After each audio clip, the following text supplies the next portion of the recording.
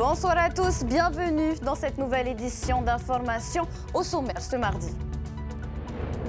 Ils reçoivent chaque année plus de 1000 visiteurs par jour et génèrent plus de 200 emplois saisonniers. Mais cette fois, les papillots de Veitupa seront les grands absents du Tiurei. Pour permettre la bonne tenue des élections législatives à Fa'a, ils ne s'installeront pas. Les rencontres autour du choix des candidats à la députation se poursuivent dans le camp autonomiste. Si les partis semblent d'accord sur une alliance, Ahireya Porinitia pourrait bien partir seul au premier tour. Nous retrouverons justement Sam Teinaure en direct de leur QG. De l'actualité politique, il en sera également question en plateau avec notre invité. L'eurodéputé sortant et président du Tenati Rassemblement National, Éric Minardi, est avec nous ce soir. Bataille navale entre Tahiti et Moorea. L'Aremiti 5 fait son retour sur cette ligne où la concurrence est particulièrement rude.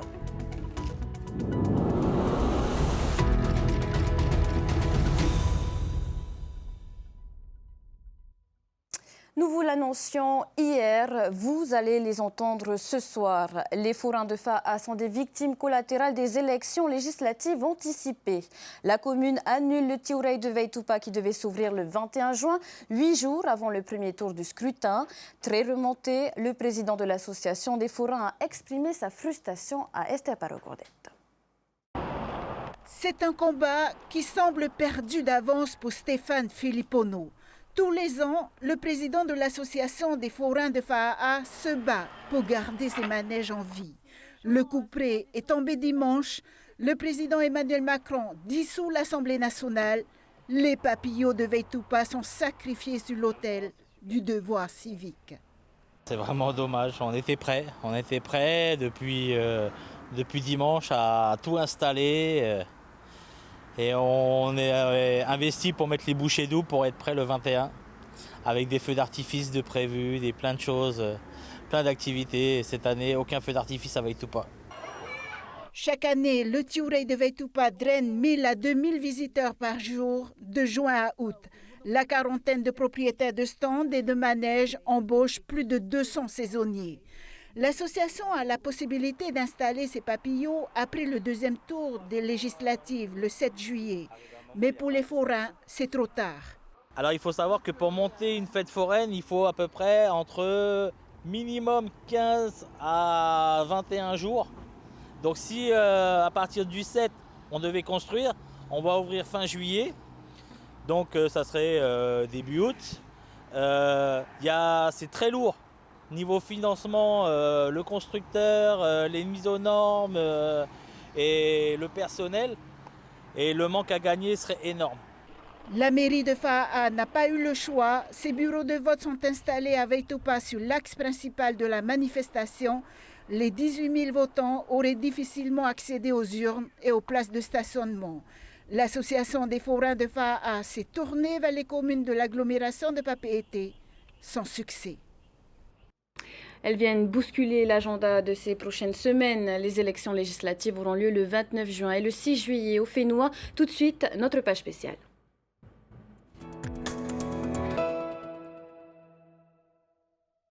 Les autonomistes vont-ils faire front commun face au Tavini Huiratira pour ces élections anticipées? Les rencontres se poursuivent aujourd'hui entre les 4 partis. Qu'en est-il ressorti? Emma Mathieu et Jessica Doucet nous éclairent. Doucement, mais sûrement. Les discussions entre les autonomistes se sont enchaînées toute la matinée. Pour la première fois, les leaders de Ahireya Porinitia se sont rendus à la mairie de Pir'e pour discuter des législatives anticipées avec le Tapura. Ahip est d'accord pour une alliance, mais seulement sous certaines conditions. Aujourd'hui, nous sommes tous d'accord que l'autonomie doit reprendre la main sur les discussions parlementaires. Et ça, à l'unanimité, nous sommes d'accord. Et là, on a besoin de bien discuter sur les différentes options qu'on nous propose. Mais nous, ce n'est pas la peine de vouloir s'unir devant la population, alors qu'au niveau de nos partis respectifs, il y a une division. Ça, il faut être clair. Donc il faut bien prendre tous les paramètres en considération, bien discuter.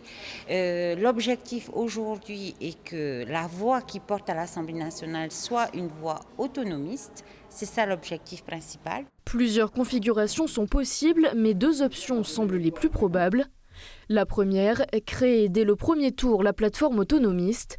Les 4 partis devront se mettre d'accord pour présenter un candidat commun par circonscription.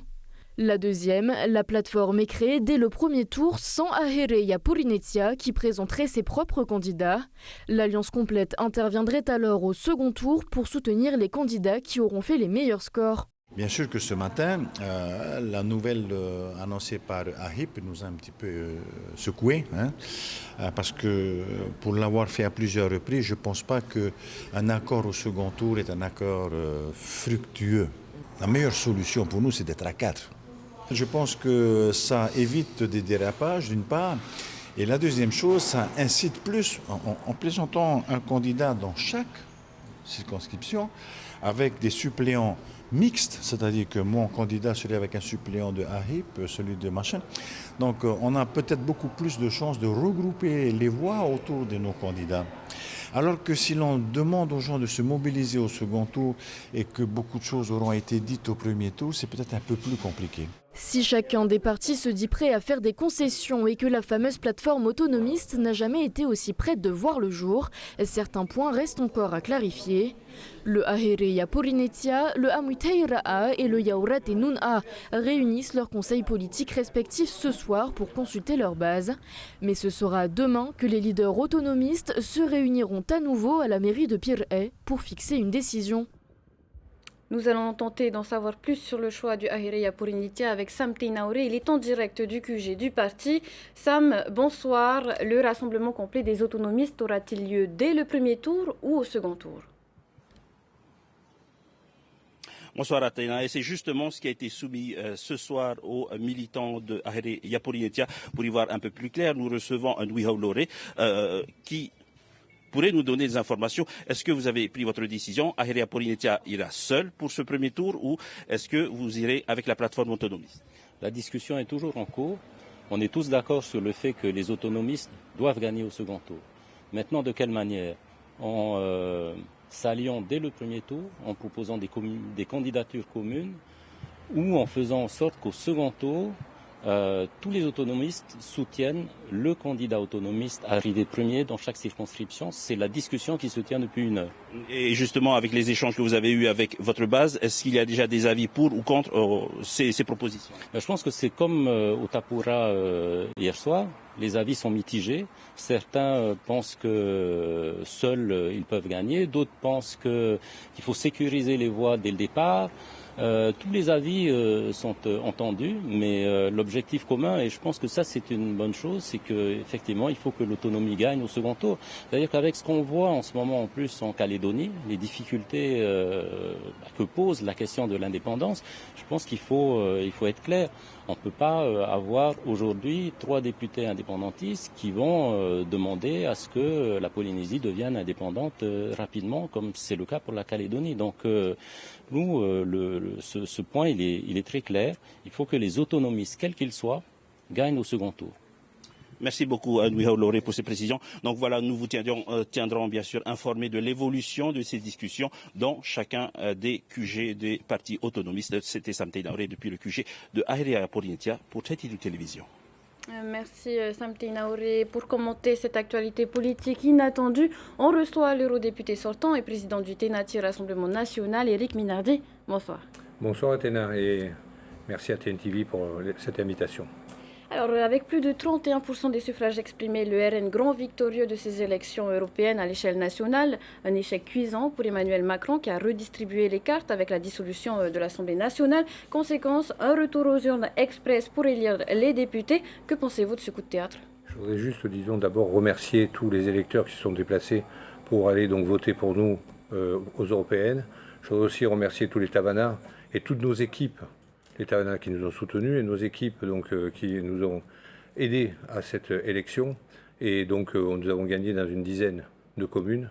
Donc voilà, merci. Ensuite, je voudrais aussi féliciter Moreni Frébo, qui a fait une bonne campagne. En ce qui concerne maintenant donc, la victoire du RN, qui n'est pas finie d'ailleurs, parce qu'aux législatives, on annonce 35% de votants. Je ne pensais jamais que de mon vivant, je verrais une telle victoire de mon parti, dans lequel je suis depuis de nombreuses années. Il y a un commentaire sur le choix d'Emmanuel Macron de dissoudre l'Assemblée ? Emmanuel Macron, c'est un enfant gâté qui a fait un caprice. Sauf qu'actuellement, il ne faut pas oublier que la Calédonie donc, est à feu et à sang, qu'il y a aujourd'hui les Jeux Olympiques qui se préparent en France en pleine période donc, électorale. Je crois que Emmanuel Macron a fait une grosse erreur et il va le payer très cher. Alors à l'échelle locale, les autonomistes et le Tavini Huiratira doivent encore préciser leur position. Vous n'entrez pas dans la course, mais vous apportez votre soutien à un parti. Oui, tout d'abord, étant donné que les délais sont très courts et que je dois partir à Bruxelles, il était prévu que je parte ce week-end, je serai beaucoup plus efficace à Paris lorsque Jordan Bardella sera Premier ministre et que nous aurons un ministre de l'Outre-mer RN que de rester ici. Donc oui, nous apportons notre soutien à AIP, donc à Haile Polynesia, car ils nous ont soutenus à la présidentielle de 2022, ils nous ont apporté des parrainages, et on les a aidés donc au territorial, et là ils nous ont bien aidés donc pour les européennes. Donc j'estime tout à fait normal d'apporter notre soutien et j'appelle donc nos électeurs à voter pour donc AIP pour ces élections législatives. Bien entendu, si AIP ne fusionne pas avec d'autres listes et qu'il n'y a pas, disons, une combinaison dont Édouard a le secret. Et pourquoi ne pas appeler à voter pour les autres partis autonomistes ? Parce qu'on ne votera jamais pour Macron et pour les macronistes. Et qu'ils ont appelé à voter pour Macron. Et nous sommes, disons, des opposants à ce mouvement qui trahit la France, qui trahit les Français et qui, aujourd'hui, nous amène dans l'impasse. Vous rendez donc le soutien apporté par Ahiri Yaporinetia à la présidentielle de 2022. Jordan Bardella, vous venez de le dire, deviendra sans doute Premier ministre en cas de victoire du RN, allié aux Républicains. Que pensez-vous de l'alliance du RN avec une partie des Républicains ? Vous savez, la plupart au niveau des LR, quand on voit leur programme, à 95%, c'est le nôtre. Donc il est tout à fait légitime que nous nous associons et que nous travaillons ensemble avec les LR, bien entendu. Mais c'est une alliance qui a mis le feu chez les Républicains, car l'initiative cavalière d'Éric Ciotti, dont la démission est demandée par les ténors du parti. Les ténors du parti, depuis que Éric Ciotti a pris la présidence, ils n'arrêtent pas de lui savonner la planche. Donc ces ténors-là, de toute façon, vous savez, ils disparaîtront comme d'autres ont disparu. Et je pense que la France a énormément besoin qu'on se regroupe et qu'on travaille ensemble. Une dernière question, si le RN passe, seriez-vous prêt à accepter un poste de secrétaire d'État chargé des d'outre-mer, par exemple ? Là, franchement, je vais partir à Paris justement pour cela et on verra le 7 juillet, après le 7 juillet déjà, comment on va pouvoir travailler. Mais bon, bien entendu, je ferai partie des équipes outre-mer. Et vous seriez prêt à accepter le poste de secrétaire d'État ? Je ne sais pas encore. Je ne sais même pas si on va me le proposer, mais je ne sais pas encore parce que j'aime vivre en Polynésie et que, si je suis secrétaire d'État, bien entendu, j'assume. Vous allez manifester votre intérêt en tout cas pour le poste ? Vous savez, je connais tellement bien le parti et Jordan et Marine que nous en parlerons lorsque nous aurons gagné. Pour l'instant, ce n'est pas encore le cas. Éric Nardi, merci d'avoir accepté notre invitation ce soir. Merci Athéna. On poursuit avec cette question. Quel est l'impact de cette 6e dissolution de l'Assemblée nationale sur les travaux parlementaires et notamment ceux qui concernent les territoires ultramarins dans la Polynésie ? Pour en parler, nous accueillons notre journaliste Héloïse Girard. Bonsoir Héloïse. Quel avenir pour nos 27 députés d'outre-mer élus en 2022 après cette dissolution ? Bonsoir Athéna. Eh bien, c'est très simple. Dès la publication du décret de dissolution le 10 juin, les députés ont été démis de leurs fonctions, leurs collaborateurs ont eux été licenciés, les élus polynésiens ont quitté leur poste, les 3 ex-députés peuvent se représenter, mais ils devront se doter d'une stratégie électorale en quelques jours seulement, puisque les délais de cette campagne sont très courts. Ils ont jusqu'au 16 juin, 18h, pour déposer leur candidature. Et avec le départ des députés, le travail parlementaire est aussi mis en pause. Tout à fait. Et c'est la conséquence directe de cette dissolution. Tous les travaux parlementaires sont suspendus. Et c'est le cas notamment du dégel du corps électoral en Nouvelle-Calédonie. Ce projet de loi constitutionnelle agite le caillou depuis un mois. Le Congrès devait être réuni avant le 1er juillet pour le vote ultime, mais c'est désormais impossible puisque les nouveaux députés ne seront pas encore élus. De la même manière, la commission d'enquête sur les essais nucléaires a été clôturée le 9 juin. Alors, d'autres travaux parlementaires d'ampleur ont été interrompus. Quel sera leur sort ? En effet, on peut citer 2 projets de loi particulièrement importants, notamment ce texte très sensible sur la fin de vie, mais aussi celui sur la réforme de l'audiovisuel public. Après les élections législatives anticipées, il reviendra au nouveau gouvernement de décider ou pas de réinscrire ces textes. Il en est de même pour les commissions d'enquête. Elles devront être recréées par la nouvelle Assemblée nationale pour pouvoir reprendre. L'avenir de ces travaux parlementaires est donc incertain. Merci Héloïse Girard pour cet éclairage. On sort du paysage politique pour aller sur l'eau. La navette rapide Arimiti 5 reprend du service sur la ligne Tahiti-Moorea. Ce retour intervient alors qu'un concurrent, le Terevo, est bloqué à quai pour plusieurs semaines en raison d'une panne mécanique. Un arrêt temporaire dont nous vous parlions dans nos éditions de jeudi dernier. Mais la concurrence, elle, n'attend pas sur cette route maritime extrêmement compétitive. Reportage signé Thomas Chabrol. La navette rapide vieille de 20 ans relance son activité sur la première ligne maritime polynésienne. Un peu plus d'1,5 million de passagers transitent entre Tahiti et Moorea chaque année. L'Arimiti 5, qui desservait les Raromatei depuis 2019, fait donc son retour sur cette traversée stratégique devenue très concurrentielle. 4 armateurs exploitent la ligne Tahiti-Moorea. Le navire effectue depuis une semaine des rotations de manière alternée avec l'autre navette rapide de la société, l'Arimiti 6. On ne pouvait pas avoir le même nombre de rotations avec le Arimiti 6 si on remettait le 5. Donc raison pour laquelle on a essayé de faire de l'alternance sur les 2 premières navettes du matin, c'est-à-dire que le Arimiti 5, lui, il dort sur Papeete, tandis que le Arimiti 6 continue de dormir à Moorea pour organiser les rotations, notamment des travailleurs et des scolaires. Avec une capacité de 697 passagers et de 30 véhicules, la navette vient compléter l'offre de l'Arimiti 6 qui peut embarquer 550 passagers, mais seulement 5 véhicules. Avec plus de fret et plus de véhicules, l'armateur espère rééquilibrer les comptes.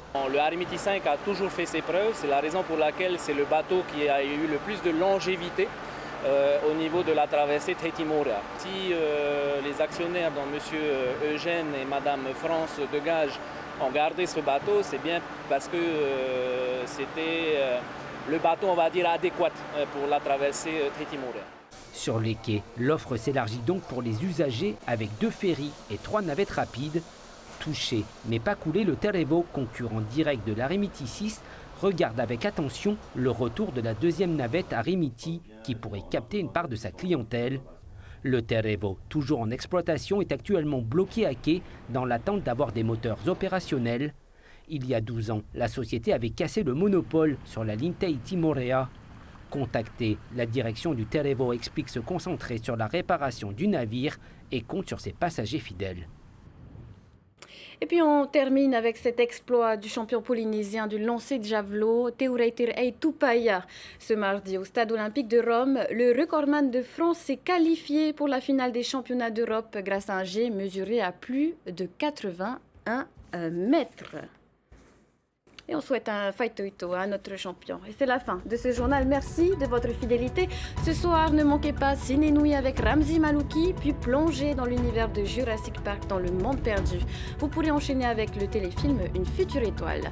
Je vous souhaite de passer une agréable soirée et je vous laisse apprécier ces images de la prestation d'Aratei au réveil des écoles.